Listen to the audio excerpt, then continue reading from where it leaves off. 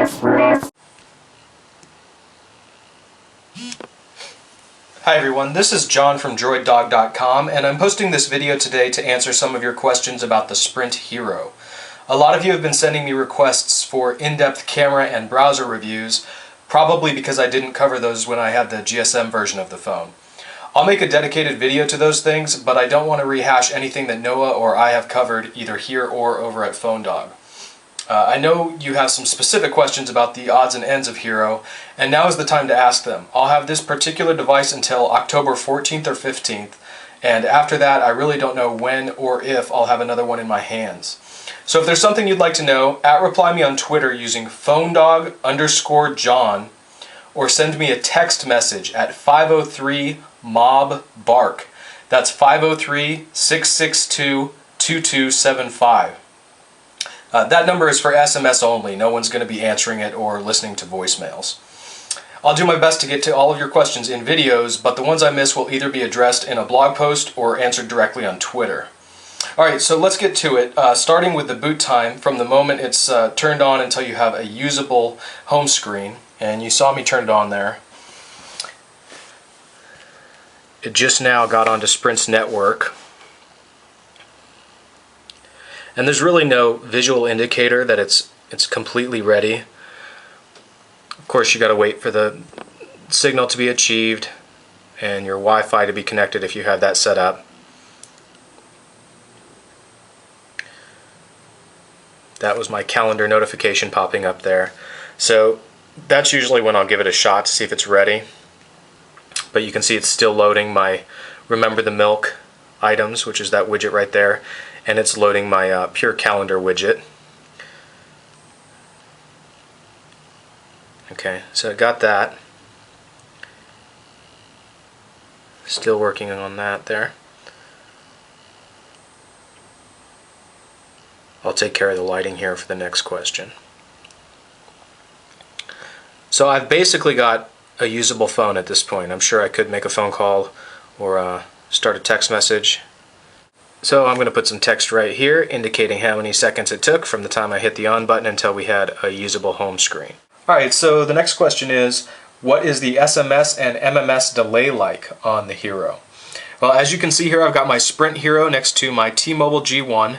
I have 3 out of 6 bars on Sprint and 2 out of 4 on T-Mobile, so I've basically got half of the possible signal on both. You've got to take into account congestion on the different networks and all sorts of other factors, but let's just give it a shot. I have a test SMS set up to go from the Hero to the G1 here, so I'll go ahead and send that.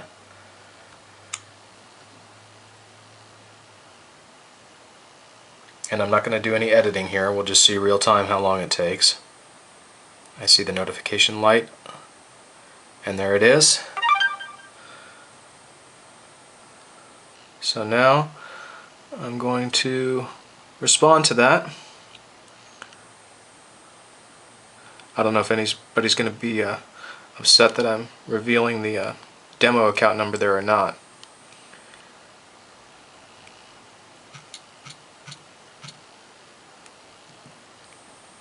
Sending it back.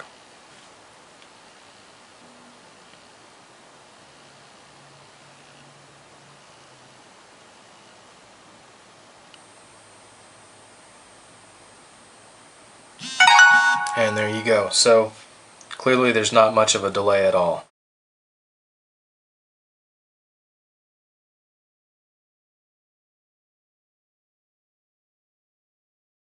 Alright, so the next question somebody had was if they were listening to music on the Hero and a text message comes in, is it going to interrupt their music? Because apparently he had been running it in silent mode while still having the volume on his media up, and it was stopping his music, but he was using a cooked ROM, not an official version of Hero.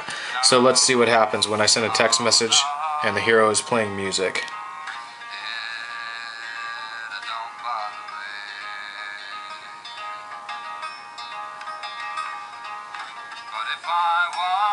I hope I put that on silent mode.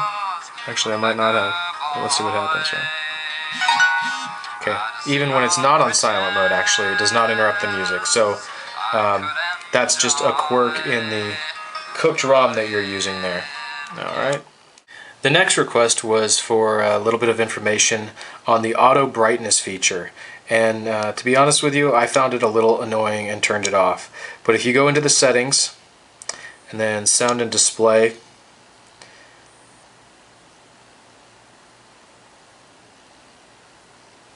disable auto backlight. So as you can see, the default is that the automated system is what you use. I'm going to clean off this screen a little bit.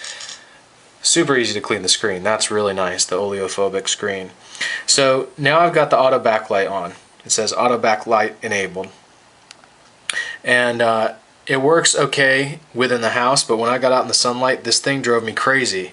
And I don't know why it kept defaulting back to a very dim setting in the daylight, and that's when you need the screen to be the brightest. Now, right now, I've got it under a very bright light, and it's staying bright. So, you know, maybe there was just a problem with it on the day that I decided to disable that because it was irritating me so much. It was getting very dim.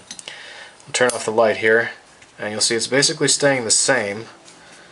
I don't even know where the sensor is for this. There we go. So you can see how it gets dimmer when it's dark, but what does not dim is the lights beneath the trackball and these 4 buttons right here. And when you're in a pitch dark room, like, you know, at night I use my phone a lot in bed before I fall asleep, these tend to be a lot brighter than the screen. So if you're trying to watch a video on here, which I do with Sprint TV, the lights down here can be irritating, and if you've got it plugged in and charging while you're trying to watch a video, this light up here is also bright. So this gets too dim without anything else dimming, and I don't know if it's possible to update software so that you can make that an adjustable light or not, but I would really like that.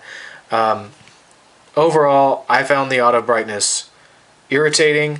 For some reason, when I have it enabled, when the phone is thinking, it dims.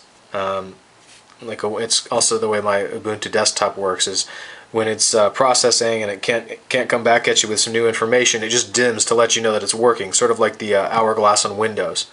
But it doesn't do that when I have the auto backlight disabled. So I don't know what's up there. It's a little bit wonky. I guess I live far enough north now to use that word. Overall, I prefer not to use it. Right now, it looks like it's working okay. But that wasn't the experience I had for the first day, so I just turned it off and got it out of my life.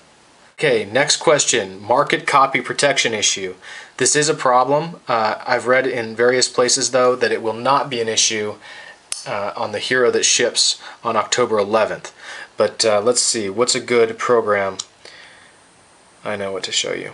Actually, I wouldn't be able to find it in a search, so I'll go to my downloads, and there's an app here for Pure Calendar Agenda widget, and I installed it on via my SD card. I had the developer email it to me. I told him what was going on.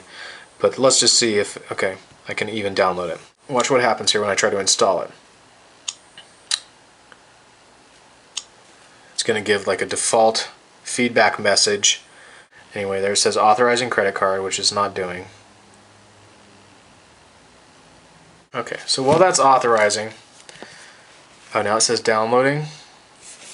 Download unsuccessful.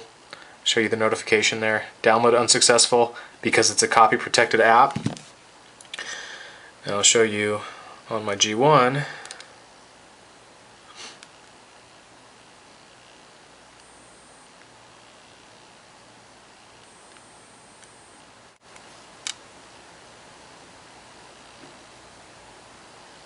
Which I do have the donut update running on, the rooted one. So I'm going to go to my downloads.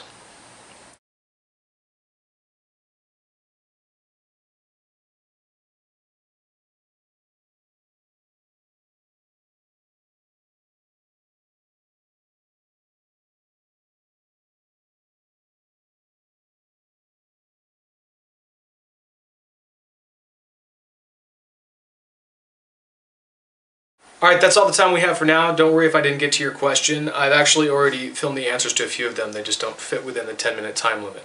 So stay tuned, and thanks for watching. Take care.